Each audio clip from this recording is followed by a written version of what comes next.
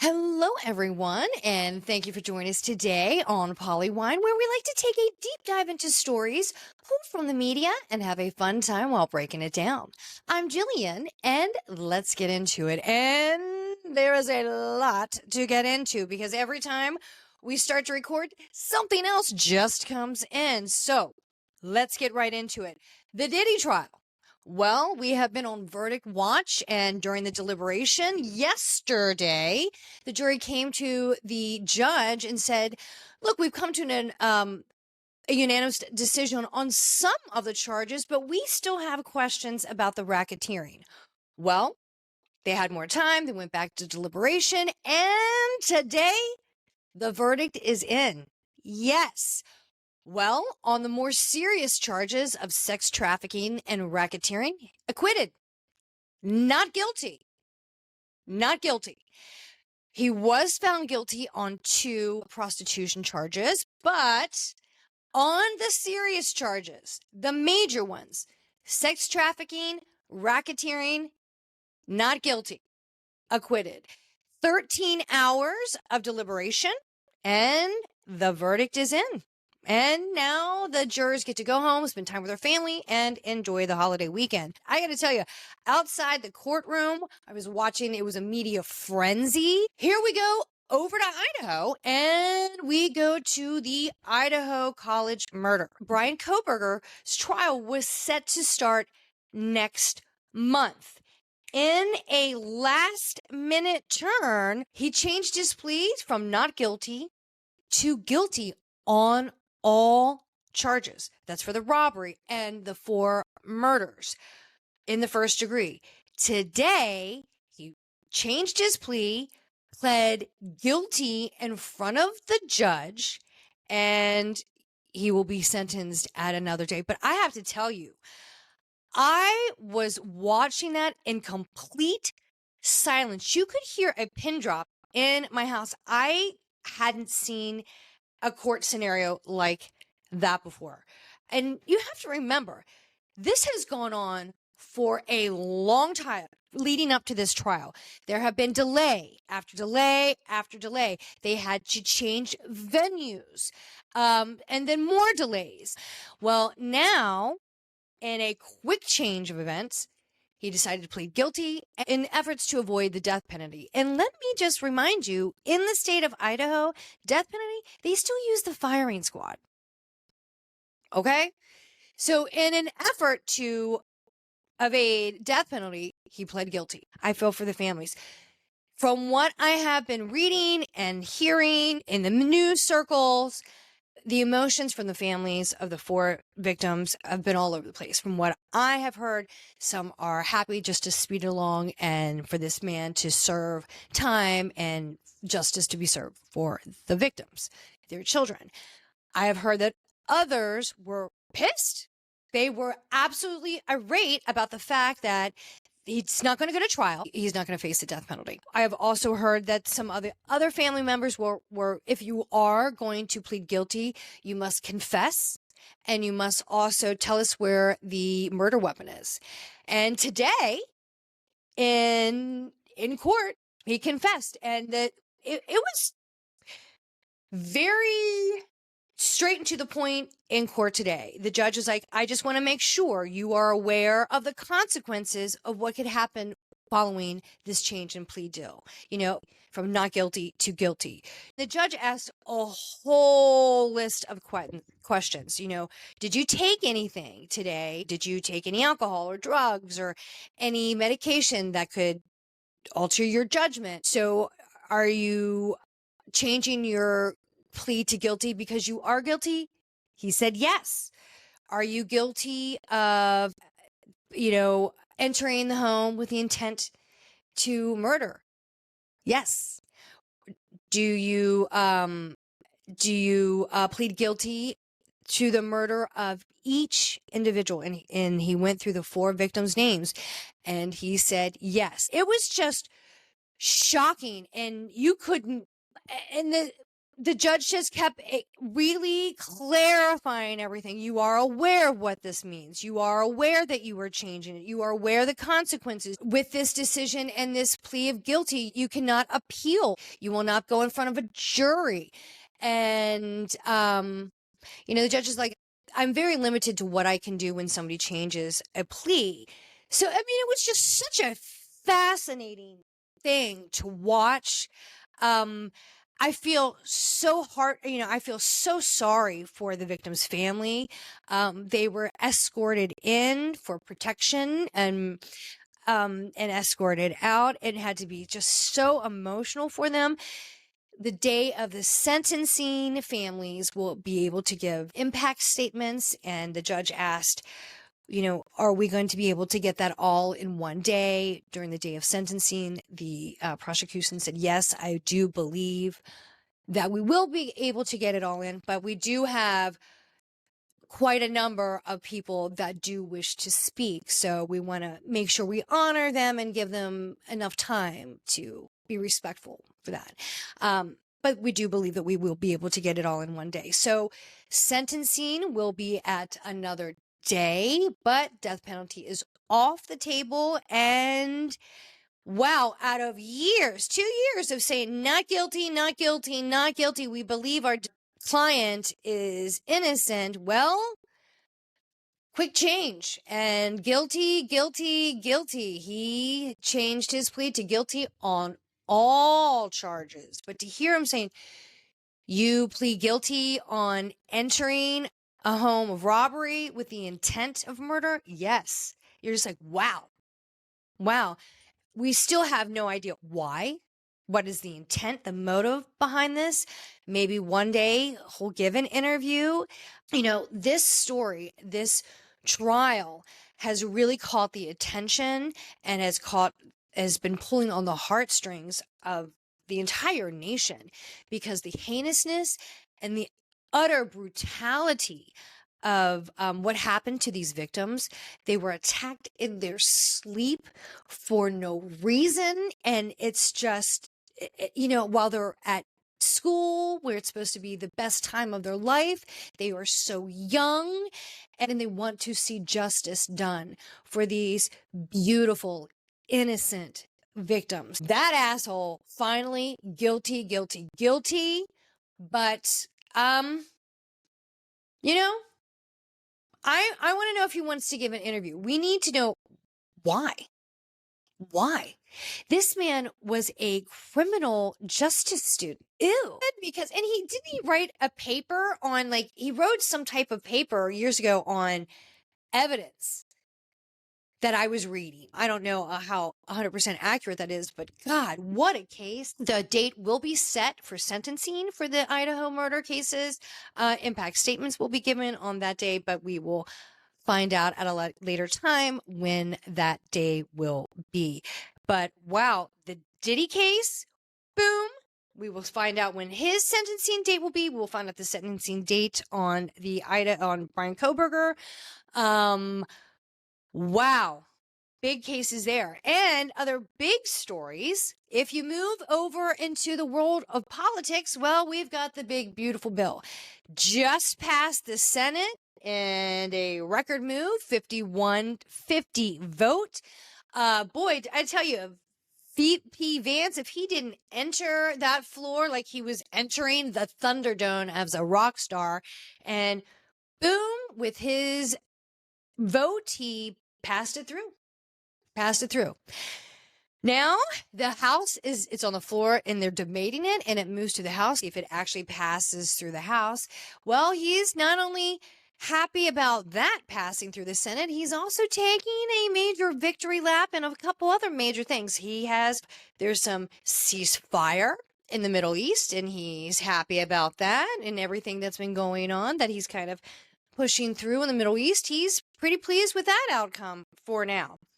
Now, he's also pretty pleased with some court rulings that have worked out in his favor. That's a big victory for him as well.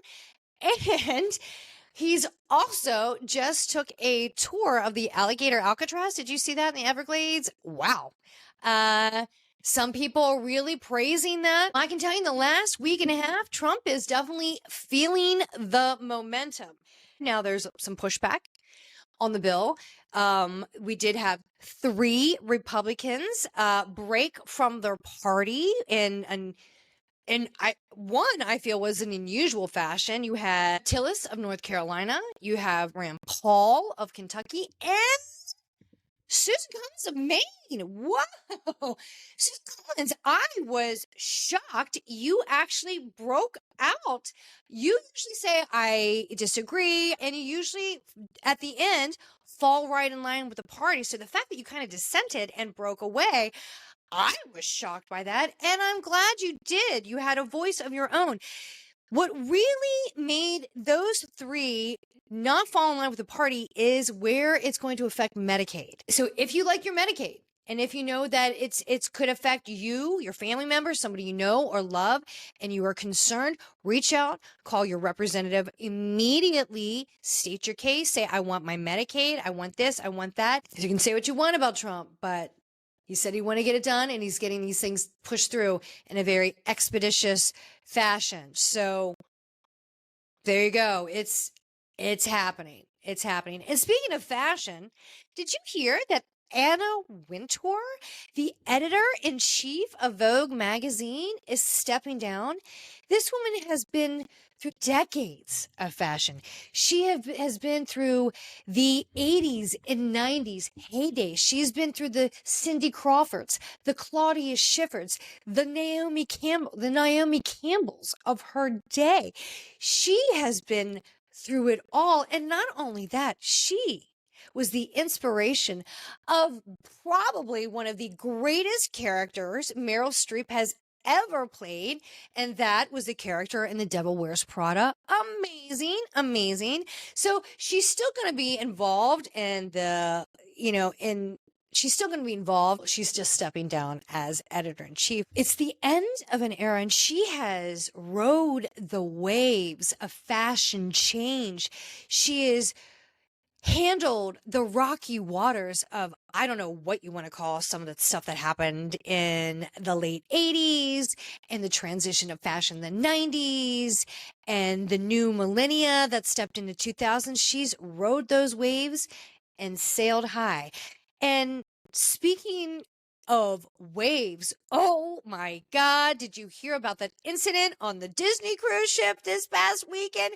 Oh my God, this 5-year-old girl fell off the 4th floor deck. Oh my God, of a Disney cruise, which is unbelievable. Oh my God. And the dad immediately jumped in and rescued her off the 4th deck, That is really high. Now, it is a miracle that they just survived a fall from that height. It is a miracle. But Dad, oh my God, Dad, you were going to get the Dad of the Year award. From what I was reading, the parents were right there, and the kid just was being a kid, just boop, went right over. I don't know if she was climbing on the railings and fell right over, but she fell a parent's nightmare, and the dad immediately jumped in. Dad, bravo to you. An amazing rescue. Worst case scenario, parents' worst nightmare as somebody who's been on a cruise ship with small kids. As everybody told me, I was overly paranoid. I'm like, why are these not sealed off? Why are these exposed railings up this high? When people are just small children, people heavily drinking. I'm like, why is this wall not up here? I don't understand why the balconies, the ledges are so low. I don't understand why they're higher. I always found that to be dangerous. And that was, everybody said on the cruise when I was with my small kids, you're being dramatic. They're high enough. Those railings are high enough. I'm like, not for a kid to climb. I think that's quite easy. I hope some changes will be made on the cruise ships. This is a Disney cruise ship. These are for kids and families. But I think that is a major design flaw. But the miraculous story is that the child is okay. I'm sure traumatized and may fear water in cruise ships the rest of her life, but the child is fine. The dad is fine. The reports from everybody on the cruise ship is that the crew loved in the action, immediately deployed a rescue boat, a tender, rough waters from what I understand, and just immediately were able to, well, within 20 minutes, get to the dad who was treading water with the child. Amazing story. The elements, they had to be cold water, rocky, choppy water. God knows what was in the water with you. I mean, they're on the way to Florida. I heard that the crew executed the rescue plan perfectly, flawlessly. Well done to them, but just a nightmare scenario. We to have a beautiful holiday with your family in an instant just turn into a nightmare scenario. But oh my God. And just, I mean, anything can happen with small kids. You turn your head for 1 second and they're gone. They're gone. You could just be like, oh, look at that. Gone. Gone. So let's not judge the parents. Just feel for them. I mean, that dad jumped. How many stories is that, by the way, to jump in the water? But the fact that they're okay is a miracle in itself. What a nightmare cruise experience. And also, if you want to talk about another nightmare cruise experience, Netflix just released a documentary called The Poop Cruise. Now, did you hear about this? In 2013, the Carnival cruise ship Triumph set out from Texas to go on a several-day cruise. And I think it was day 2 in their cruise. Well, there was a fire that broke out and knocked out all power to this ship. And it was basically just a dead floating island in the water. What a scary, scary scenario just to be floating there, helpless. God forbid a rogue wave, bad weather, whatever it may be, could happen to you. You're just vulnerable and just sitting there helpless. They did have a tugboat come to help them. Unfortunately, when the tug was pulling them, the cruise ship was just tilting to the side. It became a little bit unsafe. So they had to totally abort the tugboat situation. So there they were, stuck for several days, no power, no running water, no flushing toilets. You see where I'm getting. And the passengers were asked, because they couldn't flush toilet, they couldn't get rid of it, to please defecate into a bag. Well, they didn't, because of course the cruise ship wanted to, since you didn't have running water, you couldn't flush the waste out. They wanted to put it in bags and dispose of it that way. Well, people did not like that idea and they weren't having it, and they were going about their normal business. And several days into no running water, no flushing toilet, well, things start backing up. And not only were the toilets backing up and leaking into the hallways, oh yes, then they hit rough water and everything's tilting back and forth, and overflowing toilets and showers start shifting, and so does the water, and it just starts going everywhere. It sounds like a biohazard mess. There was a bachelorette party going on, and to hear these women on the bachelorette party, their stories were just disgusting, but definitely entertaining. To hear the one chef, his description was, he stole the show. He was definitely the number one person I watched. I enjoyed being interviewed. His descriptions were gross, detailed, and funny. The captain, or I think she was one of the captains of the ship, what the crew had to deal with, what the passengers had to deal with, awful, awful. And having several days added onto their cruise because they could not get back, right? They couldn't get tugged. They had to wait. There was a cruise ship that came by and basically gave them some supplies, but they couldn't take 4,000 new passengers on.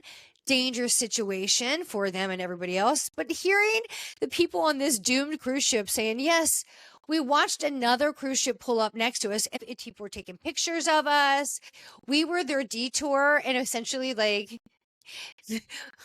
their exhibit on their cruise ship. Yeah, you were. And crazy.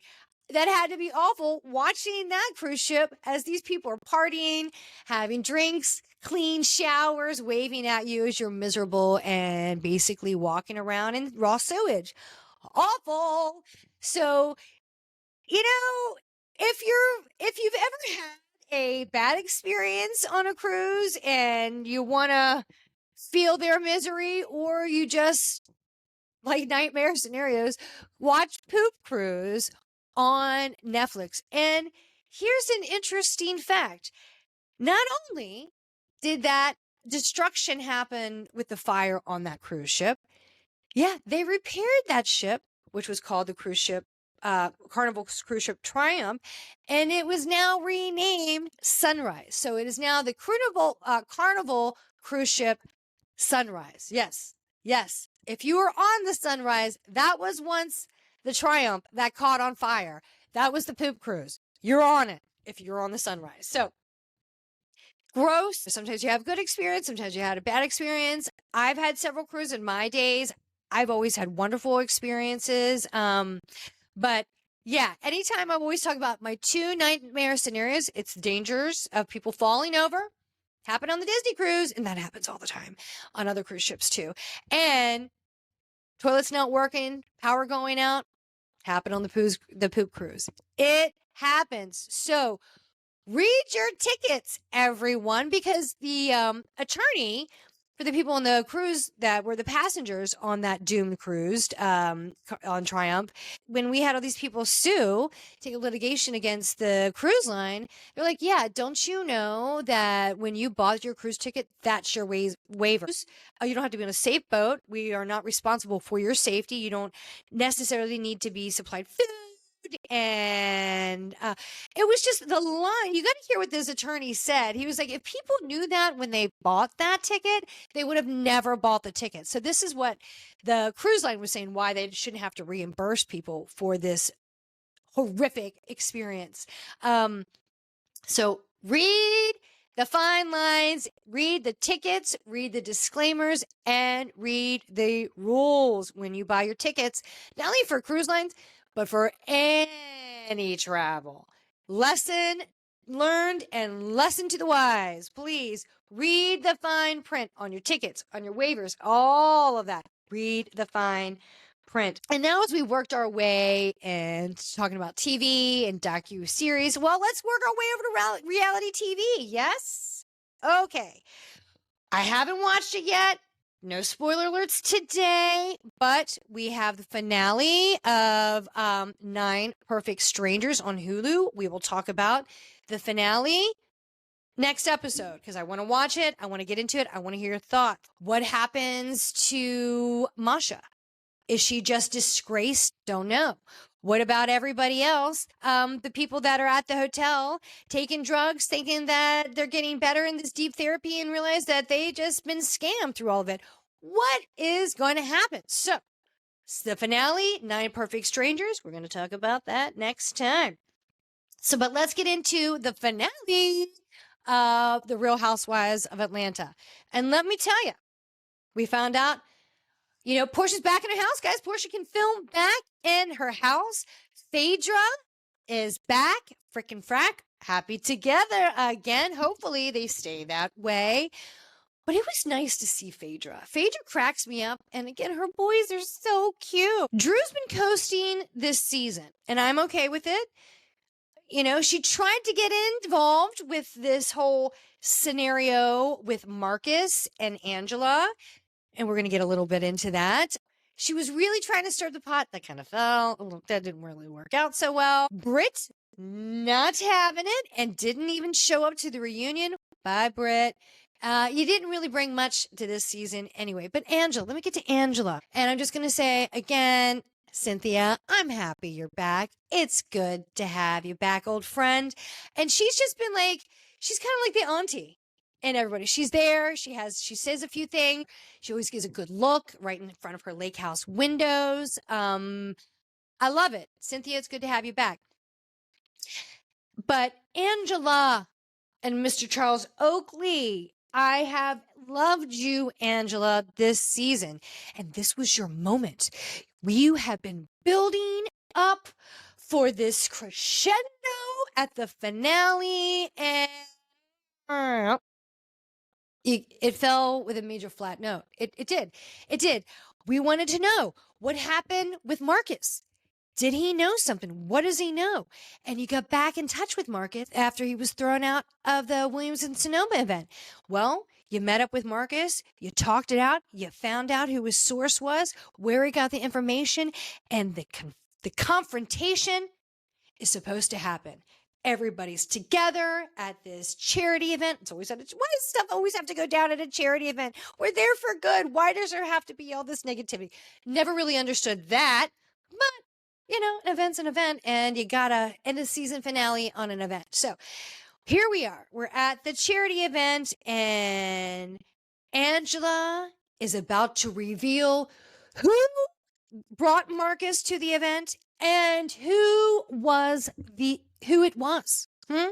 Who was the puppet master? Marcus comes out, and first of all, Marcus is walking over with Angela because, you've got Drew, your man is here. Angela's, bring him out. And here comes Marcus and Charles Oakley. No! Oh, no. Who's that? Get him out of here. Throw this man out. You're being disrespectful to my wife. You're throwing my name around. No. He's getting heated. He's getting pissed. The women and the cast are just watching this and just loving every second of it. They're like, Charles don't play. When Charles was in the NBA, everybody said, going, his name was the Enforcer, and everybody's doing a little video cameo about that. His name was the Enforcer, and he's not going to play. He is not going to have any of that. And Charles is going to get him out of here. And Angela's yelling back, Charles, he's going to name. What did Charles say? I'm cops. He's got the cops, something to that effect. And I was laughing. Charles, Angela wanted her moment, and bring it, Angela. Give it to me. This is your moment. You've had a great season 1. They're trying to go after your marriage, your husband. What are you going to get me? Who is it? Who is the source? Who is it? Here comes Marcus. Who is it, Marcus? It's Phaedra. Phaedra goes, what? Me?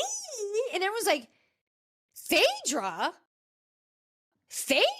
And Marcus is like, yes, it was Phaedra. Phaedra's the godmother of Atlanta. Everyone knows it. Somebody gave me an envelope with all this information. Well, who gave you that? Junebug. And everybody starts laughing. Junebug. And then Cynthia says, well, honey, that could be anybody's member of the family. We all got a Junebug up around here, which was hilarious. But it just fell flat. It felt so bad. It felt so made up. Now, let's remember, Phaedra was a traitor on the show Traitors. She went very far. She lied her way to the end. She was magnificent. It was a beautiful, slow, methodical game that she played, and she played the long game well. So we know little Miss Phaedra can be a little scrupulous, and she has had some scandals in the past. But this made no sense to me. When Angela was saying, well, Kelly, Charles and I both found it unusual that this guy showed up at your event and you did a toast with him, and then you kicked him out. That seemed a little suspicious. It did. But you didn't name Kelly. You named Phaedra, and everybody was like, Phaedra? And then Phaedra was on Watch What Happens Live with Andy Cohen afterwards. And Andrew's like, okay, break this down. Why were you? And she's like, I have no idea. I don't know this man. I have no reason to get in between their marriage. I don't know Angela. This makes no sense. Junebug is still a mystery to me. She was like, this is the first big event that I did with the cast since I came back. And why would I rock the boat? I just came back on. Why would I ruin that?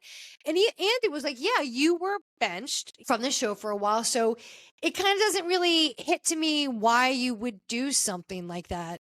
And so late in the season, I don't know, made no sense to me, but we'll find out. And the 3-part reunion, I don't know how you're going to get 3 parts out of this reunion. Not that much happened this season, but 3-part reunion coming out next week. So Atlanta, you had some controversy. Kendra's out. Will she be coming back? I sure hope so. Britt is out, gone. Can we please bring Kenya back? Bring Kenya back. It's good to have Phaedra back. It's good to have Cynthia back. We need to keep these ladies. Now, the Valley, it's coming towards the end of the season. And the Valley's been a great season. You still got Jesse and Michelle fighting. Janet is a total asshole, and more of it comes out every episode. And her husband, Justin, kind of feel bad for that guy, but he's all in, so you can't feel that bad for him. Kristen, yay, and Luke, or Van Gogh, as everybody online's calling him, they got engaged this episode. It was so cute, so sweet. Crazy Kristen, who knew, who had the most normal relationship out of everyone. Congratulations, Kristen. You got engaged. You're going to get married. And she just had a baby. Yay. You got Nia and her husband, and they were a part of it. Super cute part of the engagement ceremony. Jasmine and her girlfriend, they're really cute. I'm enjoying them. And the few comments she dropped, she's always entertaining for sure. I adore Zach and all of his helmet Lego hair. I love it. That man's got a lush head of hair. Don't knock it. I love it. But Janet still comes off the victim, even with all the joy that everybody was so thrilled that with Kristen getting engaged. Brittany was a little bummed that she wasn't a part. She's like, I love Kristen. She's one of my best friends, and I'm really hurt that I wasn't a part of it. I understand that. But she's like, look, but at the end of the day, I'm happy for Kristen. And maybe they didn't want to kind of bring that to you because you're dealing with so much stuff with Jack. So, people are just starting off in the joys of a wedding and a marriage where you're at the worst part of a marriage ending. You got Jax, and then you have him this whole episode. I've been out for days and I finally get to spend time with my son. Well, that's on you, Jax. That's on you. You've had days. We saw you get your Botox. We saw you have your hair done, and you missed that opportunity to spend quality time with your son. But it is nice with you now. And that scene where he was kissing his son in the pool, well, or a little peck on the cheek from, the dad, sweet moment. But the only thing I could ever think of, and I think it was Tom Sandoval years ago, was saying how bad Jax's breath was. And I'm like, turn your head, little boy, turn your head. But yeah, still a piece of shit, that guy. But the Valley has been a great season, I think. I have been very pleased with season 2 of the Valley. Season 1 was pretty good. But congratulations, Kristen. Congratulations, Kristen. Van Gogh. Congratulations on your baby that you just had. And also congratulations to Nia and Danny. They just had a baby too. Number 4. And they actually filmed the reunion a little bit early this season because of the due dates for both Kristen and Nia. So they did that a little bit earlier, but now we have 2 babies in the world. So congratulations to those families. But when I just kept thinking, when Jesse was talking to Michelle's new boyfriend, Aaron, boy, that guy's got some intense eyes. Intense. So when I was thinking about Real Houses of Miami when Larsa was talking about Jody's eyes. He was giving the crazy eyes. His eyes were crazy. It's like, okay, he does have a little bit of crazy eyes. He's got those really popping eyes all the time. But that guy, Aaron in the Valley, Michelle's new boyfriend, like that guy's got some creepy eyes, in my opinion. Creepy eyes, so intense. Like, I mean, huge stare eyes. Just really unsettling. That trip to Hawaii, good trip. Congratulations. Season 2, great season. But speaking of season 2, going to another show on season 2 that I stumbled across, had no idea about, and yeah, okay, you got me. And that is the McBee Dynasty. I saw it on Bravo following the Valley. I was up late doing stuff and just had it on the background. And this show comes on and it kind of got my attention. And it's got a little bit of everything to make it kind of the right recipe for a good show. Family drama, family business, always good. That's a perfect pairing. Then you have possibility of fraud or scam. The dad who is, come to find out, been under investigation with the FBI. He stepped away, but he left he split from his wife, who he built this huge farming dynasty with, left her, started dating this Russian chick, left her for a younger Russian chick that was her friends. And now she's going major loco, like full Tiger Woods ex-wife style. Yes, like loco. By the way, still support her on that one, Tiger Woods' ex-wife. Yeah, she goes full on cuckoo like that. So yeah, then you have crazy ex-Russian drama. Check. That's another one. FBI is involved. Check. Babies are being born by young kids. Check. I mean, I had no idea about season 1. I only caught episode 1 of season 2, and I was like, oh, I think we have something here. You got me on another show. Bravo, you did it to me again. And not only that, as the Valley's coming to a close and Atlanta's just closing up, now we have the reunion. We have the Real Housewives of Orange County. It's getting a new season. It's getting ready to come out. We also have the Real Housewives of Rhode Island. The cast of The Traitors, the new season The Traitors has been released. There has been rumblings of maybe who is on the new season of Love Hotel. We have so much more to talk about, but we're going to have to get into that on the next episode. So that is us. That is it for us today on Polywine. Thank you so much for joining us. Please follow us on Instagram at PolyWineTime, and please follow, like, and subscribe to Polywine wherever you get your podcasts. Thanks so much for joining us today, and have a great day. See you soon. Bye.